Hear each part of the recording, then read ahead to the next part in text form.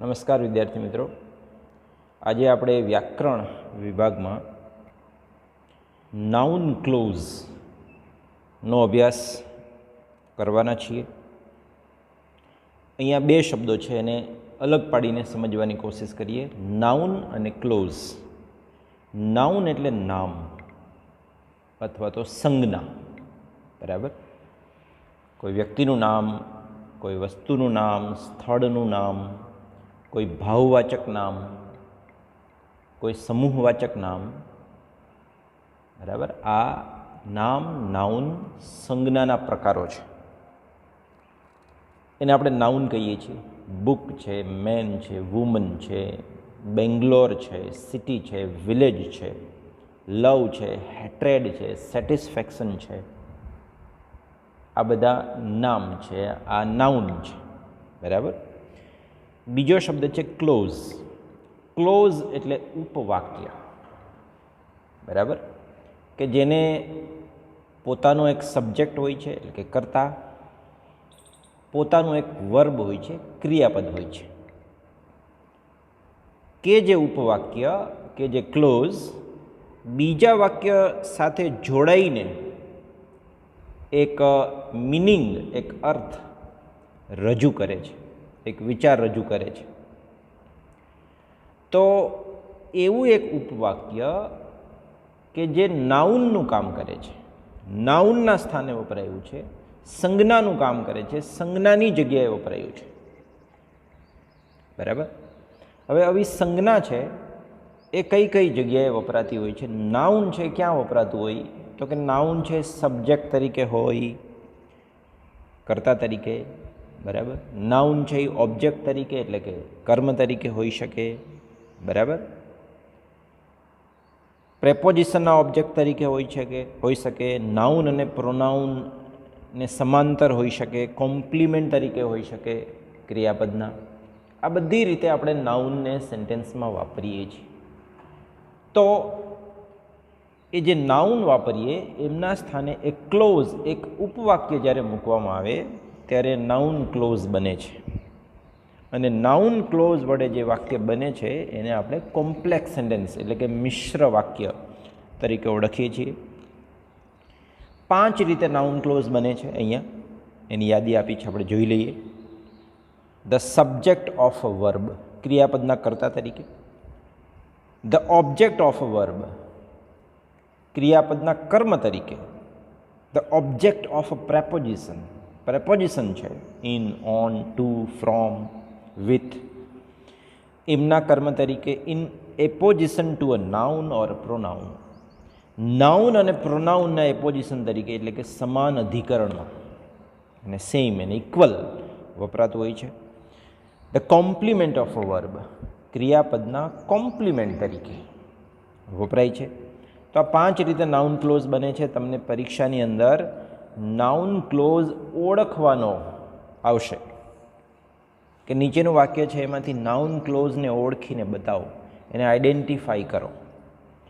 તો સામાન્ય રીતે ઓળખાણ માટે નાઉન ક્લોઝ છે એ ધેટથી શરૂ થતો હોય, બરાબર, વેનથી શરૂ થતો હોય, વોટથી શરૂ થતો હોય, બરાબર. આ જે રિલેટિવ એડવર્બ્સ છે, રિલેટિવ વર્ડ્સ છે, એમના દ્વારા આ નાઉન ક્લોઝની શરૂઆત થતી હોય છે. અહીંયા જે સ્ટેપમાં આપણે ભણવાના છીએ અને એમાં જે એક્ઝામ્પલ્સ છે એમાં જે બોલ્ડ કરેલો ભાગ છે એ બધા ઉપવાક્યો છે, એ બધા નાઉન ક્લોઝ છે. એટલે તમને થોડો આઈડિયા આવશે કે પરીક્ષાની અંદર તમે કેવી રીતે એને આઈડેન્ટિફાઈ કરી શકો. Number 1, subject of a verb. અહીંયા નાઉન ક્લોઝ ક્રિયાપદના કર્તા તરીકે છે, બરાબર. ઉદાહરણ આપણે જોઈએ. That she is less clever is known to all. તેણી ઓછી હોશિયાર છે એની બધાને ખબર છે. તો અહીંયા દેટ સી ઇઝ લેસ ક્લેવર એક નાઉન તરીકે કામ કરે છે અને એનું જે બાકીનું સેન્ટેન્સ છે ઇઝ નોન ટુ ઓલ છે. તો અહીંયા બોલ્ડ લેટર્સમાં noun clause. What he says is true. તે જે કહે છે એ સાચું છે. તો તે જે કહે છે એ નાઉન ક્લોઝ છે, સાચું છે એ એનું મેઇન સેન્ટેન્સ છે, એનો મેઇન ક્લોઝ છે. When he will return is not certain. અહીંયા આ બધા જે શબ્દો છે that, when, what, when, why, આ બધા પ્રશ્ન પૂછવા માટેના શબ્દો નથી, રિલેટિવ એડવર્બ્સ છે, વાક્યોને જોડે છે. તે ક્યારે આવશે એ નક્કી નથી. વેન હી વિલ રિટર્ન એ નાઉન ક્લોઝ છે, ઇઝ નોટ સર્ટેન એનો મેઇન ક્લોઝ છે. Why he failed is a mystery. તે શા માટે નિષ્ફળ ગયો, નાપાસ થયો, તે એક રહસ્ય છે.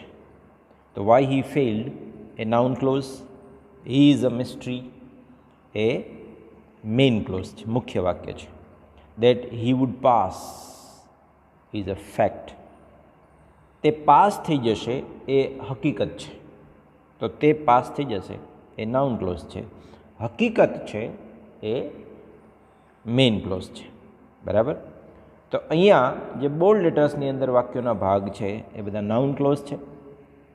Number 2, object of a verb, ક્રિયાપદના કર્મ તરીકે. વાંચીએ.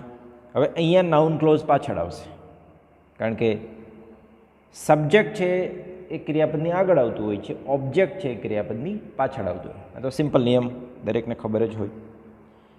હી વિલ સે, અહીંયા જે ક્રિયાપદ છે સે, એનું કર્મ શું છે? વોટ ઇઝ ટ્રુ, જે સાચું છે તે એ કહેશે. બરાબર. અહીંયા નાઉન ક્લોઝ વોટથી શરૂ થયો. She hopes that she will pass, તેની આશા રાખે કે તેણી પાસ થઈ જશે. અહીંયા noun clause that she will pass, that she will pass એ હોપ ક્રિયાપદનું કર્મ છે, એમ તમારે સમજવાનું. I don't know wear he leaves, તે ક્યાં રહે છે એ હું જાણતો નથી. તો અહીંયા નો ક્રિયાપદના કર્મ તરીકે વેર હી લીવ્સ એ ક્લોઝ આપેલો છે, નાઉન ક્લોઝ. તે ક્યાં રહે છે એ હું જાણતો નથી. ત્યારબાદ આવશે I remember when Gandhiji died, ગાંધીજીનું મૃત્યુ ક્યારે થયું એ મને યાદ છે. તો અહીંયા રિમેમ્બર વર્બ માટે વેન ગાંધીજી ડાઈડ એ ઓબ્જેક્ટ છે, એ નાઉન ક્લોઝ છે. We doubt if he will pass, તે પાસ થશે કે નહીં એની અમને શંકા છે. તો અહીંયા noun clause if he will પાસથી શરૂ થાય છે. No one knows who he is, તે કોણ છે તે કોઈ જાણતું નથી. તો અહીંયા નોઝ ક્રિયાપદના ઓબ્જેક્ટ તરીકે, કર્મ તરીકે હુ હી ઇઝ. ચલો વાક્ય. She wanted to know what I did that day, એ દિવસે મેં શું કર્યું તે તેણી જાણવા માગતી હતી. તો શી વોન્ટેડ ટુ નો એ નો ક્રિયાપદના કર્મ તરીકે, what I did that day એ નાઉન ક્લોઝ આપેલું છે. તો અહીંયા પણ ક્રિયાપદની પાછળ કર્મ તરીકે જે બોલ્ડ લેટર્સમાં સેન્ટેન્સીસ આપેલા છે, બરાબર, કે જેમની શરૂઆત વોટથી થઈ, ધેટ, વેન, વેર, ઇફ અને હુ, બરાબર, એ બધા નાઉન ક્લોઝ છે. તમને ઓળખવામાં આમનાથી થોડી મદદ મળશે. Number 3, object to a preposition. આગળના સ્ટેપની અંદર આપણે ક્રિયાપદના કર્મ તરીકે નાઉન ક્લોઝ જોયો. હવે અહીંયા પ્રેપોઝિશનના કર્મ તરીકે નાઉન ક્લોઝની આગળ વર્બ આવતું હતું, એવી રીતે અહીંયા નાઉન ક્લોઝની આગળ કોઈ પ્રેપોઝિશન આવશે. જોઈએ ઉદાહરણ તરીકે, પે અટેન્શન, ધ્યાન આપો, ટુ. હવે આ ટુના ઓબ્જેક્ટ તરીકે જે બોલ્ડ સેન્ટેન્સ છે, ઉપવાક્ય છે, એ નાઉન ક્લોઝ છે. વોટ આઈ સે, હું જે કહું છું તેના તરફ ધ્યાન આપો. તો આ ટુનું ઓબ્જેક્ટ શું થયું? વોટ આઈ સે.